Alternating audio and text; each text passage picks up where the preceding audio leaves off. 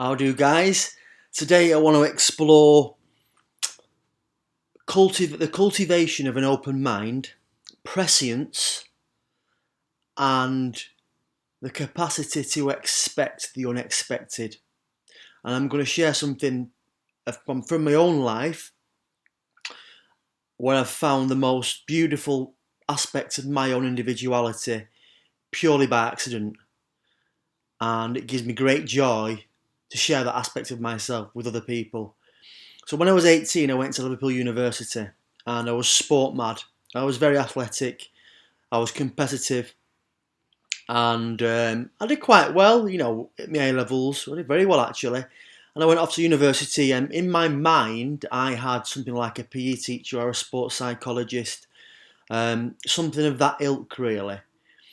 And then very quickly, I found out that my passion was drawn into another area, and I was a regular at a number of nightclubs in Liverpool where I started to become a raver and a clubber, and I had a fantastic time on that dance floor.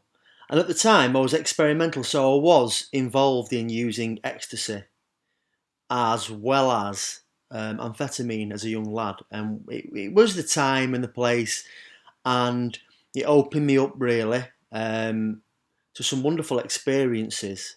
It also, when abused, had a negative impact on my health. But the ecstasy thing really opened my eyes up to sort of like being in a loving atmosphere, loving yourself and loving other people. A false, modified experience, but something special at the time. And what I realised about myself on that dance floor was that I could seriously affect other people's behaviour through my own dance and passion and my own intention to cheer other people up through my intensity and my passion, to really encourage people to come together and share the vibe, you know, being completely open. I mean, I was sweating, my top was off, I was going through the dance floor, and it was a real communal experience, and it was something special, and that's what it was all about for me. That communal, loving, expansive kind of atmosphere on that dance floor.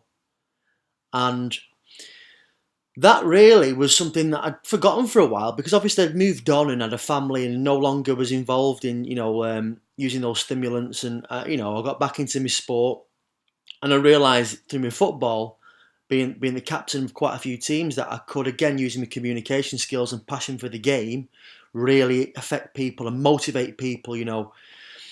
So, I mean, and as things have progressed over the years with my work in the community, you know, I've ended up again being drawn into nothing. It's not been by something that I planned. I've ended up working with old people, using music, going into care homes, putting music on, and buzzing people up by me being myself and me being cheeky and me engaging people and me really affecting people, you know. And it seems to be that God-given talent that is right at the core of who I am once I've stripped all the other things away, you know. And also I've integrated all those other experiences and skills. The one thing that I've realised, having done the research and having done a lot of energy work, when I say energy work, Reiki, self-awareness, meditation, you know, having had some mystical experiences, because the work I do now does not involve any stimulants at all. I don't need any of that stuff now. I can access that level of joy just naturally now. What I've realised is it's the heart. My heart can affect other people's heart with the power of intention, with the having been opened myself up. The heart has its own electromagnetic field. This is, and if you do your research, we are vibrational beings. This is all documented, and it's been covered up largely by, the establishment in cahoots with universities, the leading universities. But there is an electromagnetic field, and you can measure people's individual frequencies and voltages from a very, very empirical, scientific point of view. And that once you do your own inner work for a number of years, really, and you purify yourself, because again, it's about inner light. which is what, energy is, it's light. Once you clean those filters of, like in terms of your, you see, the problem is, just to make it nice and simple, is that there are a number of viruses which people carry around with them, not the viruses, the cold virus, but false belief systems. So once you've took the time to clear all those away, your own inner light, your own electromagnetic frequency increases. And you can affect people very, very powerfully with intention, because many people are misaligned. So your signature can affect their signature and bring about an alchemy which is even more powerful. One of the things that's quite amusing, really, it's quite ironic, is that I was born with a hole in my heart. And I used to fall asleep all the time. I was lethargic, I had poor skin colour.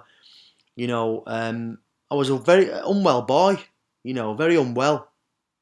Most children, most fetuses, well, all fetuses have this hole in their heart called the foramen ovale. And it allows the mother's oxygenated blood to mix with the fetus's deoxygenated blood, thereby bringing nutrients and oxygen to the baby to sustain life. Now, before birth, that closes in 99.9999% of children, but for me it stayed open. And, if this wouldn't have been picked up and I was born 100 years ago, I'd have been dead 10 years ago. But I've had open heart surgery. I've had 2 open heart surgeries. I've been cut open. I've got a scar down here. I've had wires put in my ribs. I was told, my parents were told, Anthony will never grow fully. You'll never have that vitality and that strength. And funnily enough, when it comes to sporting accolades and strength and fitness, I was, not many people could match me. I don't know why. I think I've just got, obviously, very, very powerful intention. Again, from an esoteric point of view, I'm a Leo, and I have 4 planets in Leo, and Leo rules the heart, and there is such a thing as medical astrology. So your own personal energy signature can have a significant weighting towards certain attributes, whether it be psychological, whether it be emotional, whether it be from a practical, physical point of view, whether it be from a communication point of view, whatever. So I've got this innate capacity to use my heart to affect other people, and it heals people. And I have direct experience of this. I mean, some medical people, you've got to take tablets, but no, you with the right intention, anybody with the right intention, and having done the necessary work on an inner level and taking care of yourself, removing, like I eat very well. I'm a vegetarian. I don't really take any stimulants these days. So I'm a pure channel, really. That's what we are. We are conduits for universal energy. So, and all this, really, this landed on my lap when I was 18. I was clubbing. And really, my clubbing experiences and me taking stimulants led to me leaving university without the degree. I passed me 2 years, but I came out of it because my head was wrecked, and it wasn't for me. I then went into voluntary work, and that's when my path started in the community. Even though, I felt like I'd failed in a way, and I'd failed my parents, but that's been dealt with now, and what things have moved on. But all this from generally having fun on a dance floor with my eyes open and watching magic take place, thinking I can, and I've always thought that I could personally change the world. Sounds very idealistic, sounds very naive, and I've never ever let that go, despite what everybody has said to me and ridiculed me and all the rest of it. And I know that I do that in my own little bubble with my friends and with my family, and when I go out there, I make a massive impact, and that makes me feel fantastic. And the most powerful ingredients for that is your own personal intention, understanding your own power, cultivating an openness, an open-heartedness, a vulnerability, and compassion and empathy. Combining that with a bit of nous and using some tools. And the most powerful tool to affect your own mood and psychological emotional state is music. Get that music on. Bring the music to life using yourself. Dance You know, like you watch them shamans, you watch those native people, they dance together. It's a powerful communal experience where you're creating energy and take it and share it and live it.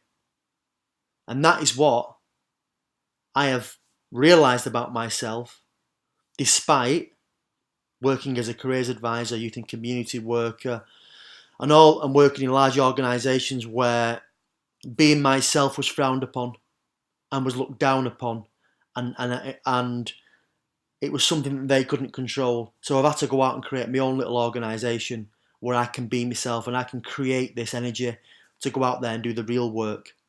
So a lot of it is about taking away that rational, particular way of thinking and that analytical, you know, like I've got to work things out, you know, like I've got to plan things all the time. Just try to remain in the present, be intuitive, follow your path wide open, be like a child. And that is where your magic is. So, it all starts and ends from the heart. All the best. Bye.